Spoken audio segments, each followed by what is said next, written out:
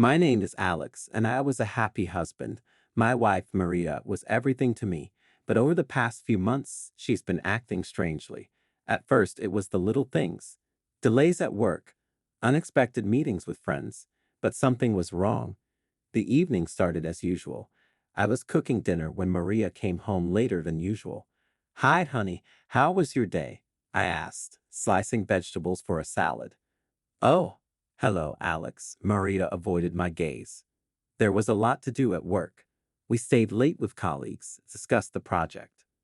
Her answer seemed unconvincing to me. I tried to ignore it, but something inside me was bothering me. The next day, when I was watching the news, I noticed a message about a series of thefts in our area. I decided that we needed a security system to protect our home. Maria, I think we should install a security system, I said at dinner. Thefts have become more frequent in our area. Why? She replied sharply. We've never had a security problem before. But Maria, it's for our safety.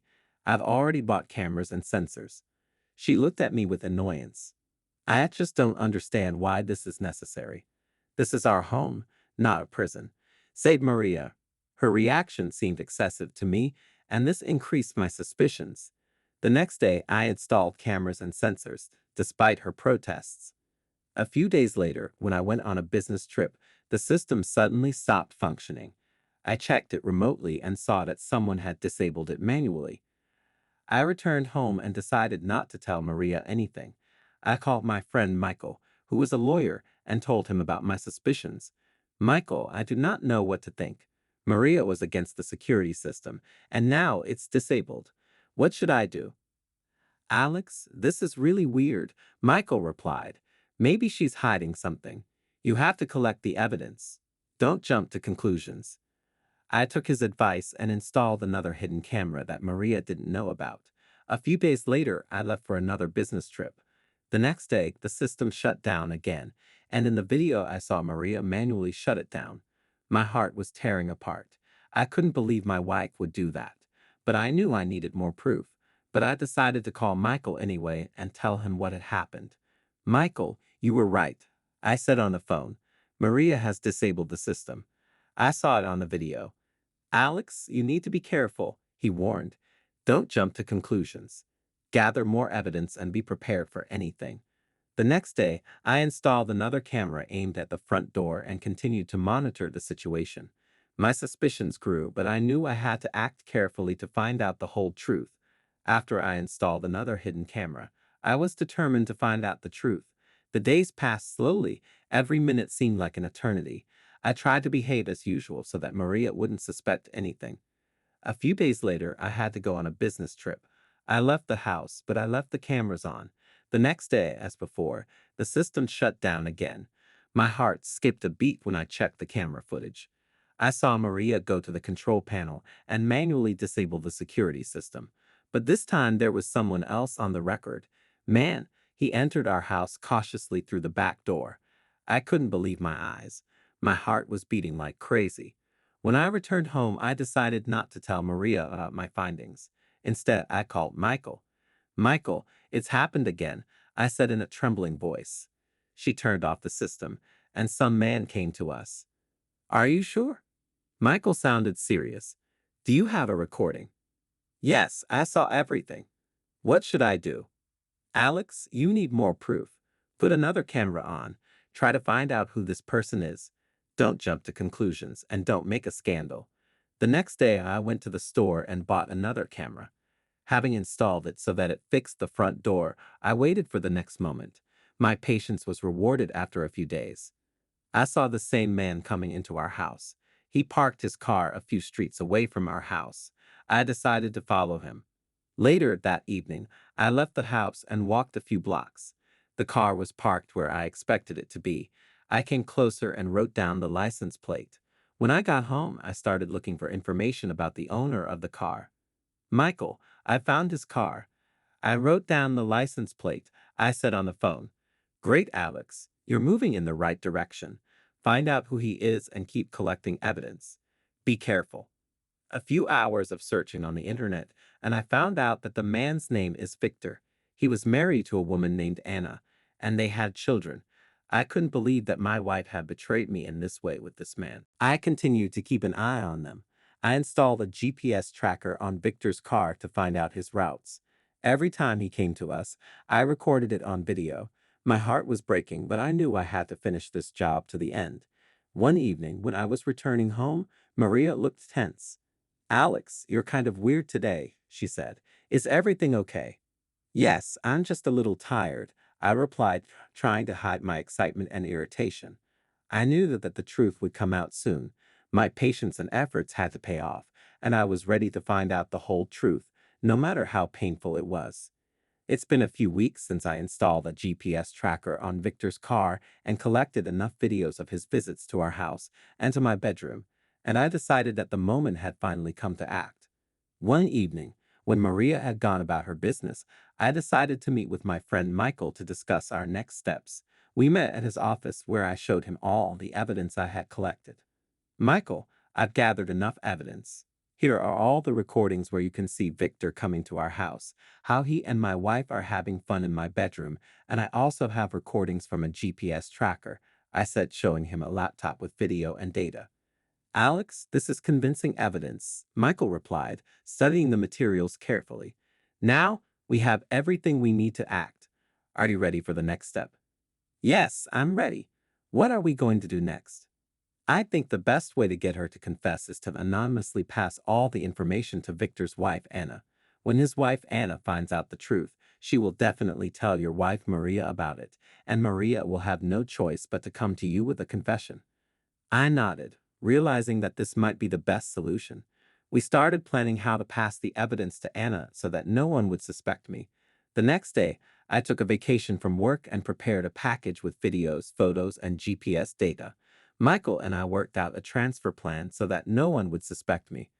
A few days later, when I was sure that my wife Maria would not suspect anything, I went to Anna's house. He knocked on the door, and when she opened it, handed her a package. "Hello, Anna.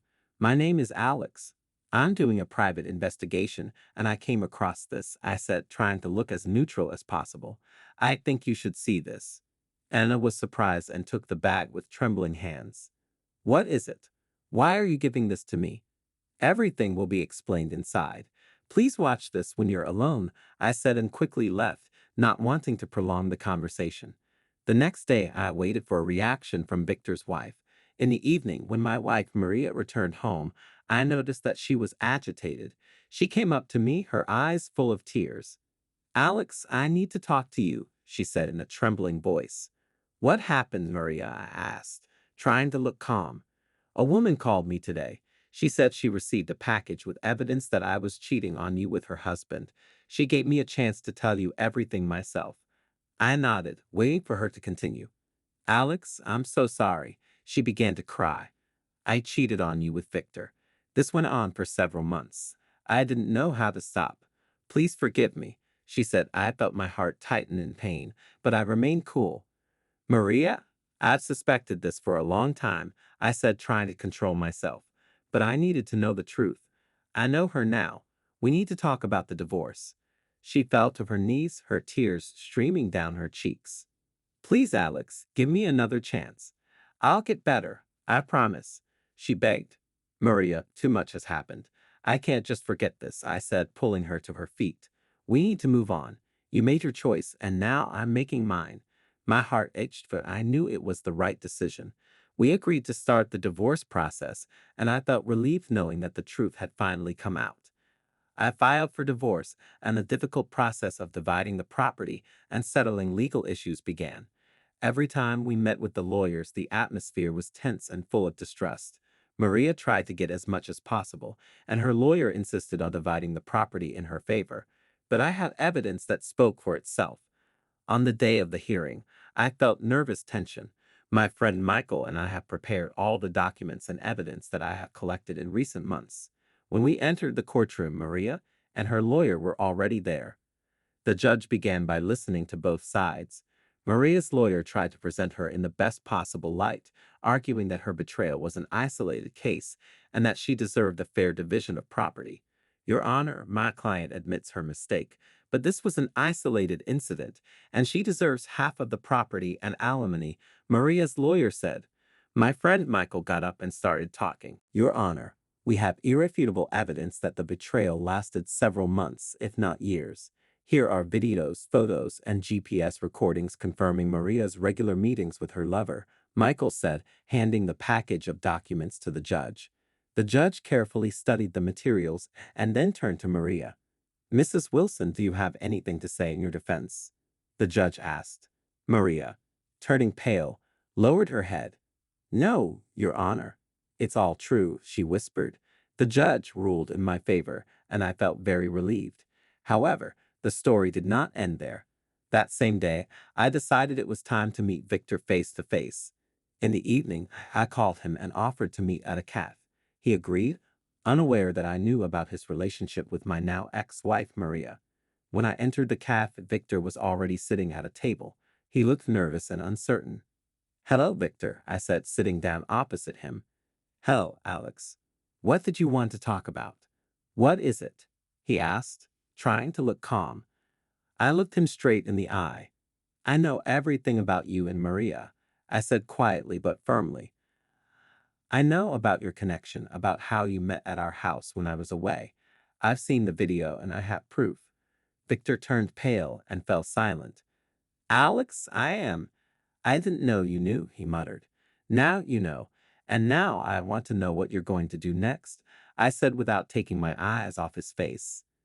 Victor sighed and lowered his head. I realized that I made a terrible mistake. I filed for divorce from Anna. Maria and we didn't want to hurt anyone. He began to justify himself. You hurt both of us. You ruined our lives.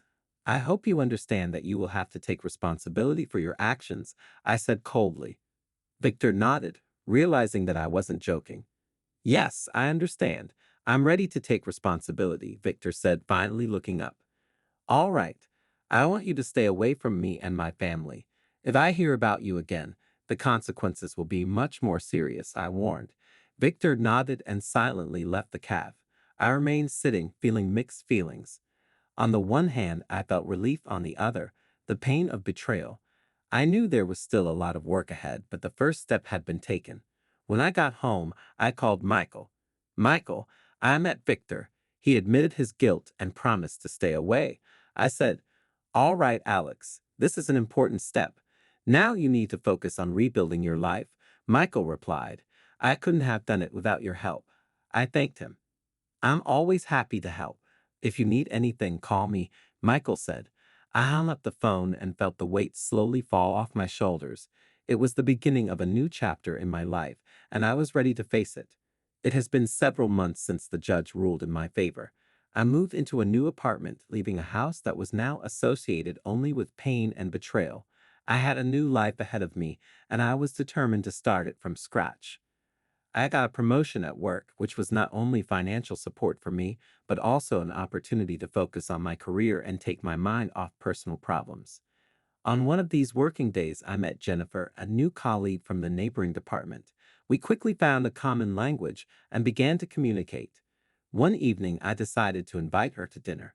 We chose a cozy cafe near our office. Jennifer, I'm glad you agreed to go to dinner, I said as we sat down at a table by the window. Thanks for the invitation, Alex. I've been wanting to get to know you better for a long time, she replied with a smile. We started talking about work, about our hobbies and plans for the future. I felt like I could finally talk to someone openly, without fear of being betrayed. Alex, you seem so confident and purposeful, but I feel like there's a story behind it, Jennifer said, choosing her words carefully. I sighed and looked into her eyes. Yes, I have my own story. I went through a difficult divorce a few months ago. My wife cheated on me, and it was very painful, but now I'm trying to start a new life, I confessed. Jennifer put her hand on mine. I'm really sorry, Alex, but you look like a person who copes with difficulties and moves forward, she said with warmth in her voice. Thank you, Jennifer. I'm really trying, and I'm glad that I have the opportunity to meet such wonderful people like you, I replied, smiling. The evening passed in a pleasant atmosphere, and I felt the weight of the past gradually receding. Jennifer and I started spending more time together, and our relationship developed. One evening, we were walking in the park. Autumn leaves rustled underfoot, and fresh air filled my lungs. Alex, I want to tell you that I'm glad you came into my life, Jennifer said, stopping and looking into my eyes. I'm glad too, Jennifer.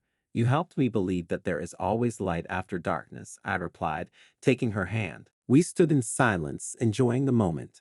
I felt that I had finally found what I was missing, peace of mind and confidence in the future. A few more months passed and my relationship with Jennifer became stronger and stronger. I started thinking about taking the next step and inviting her to move in with me.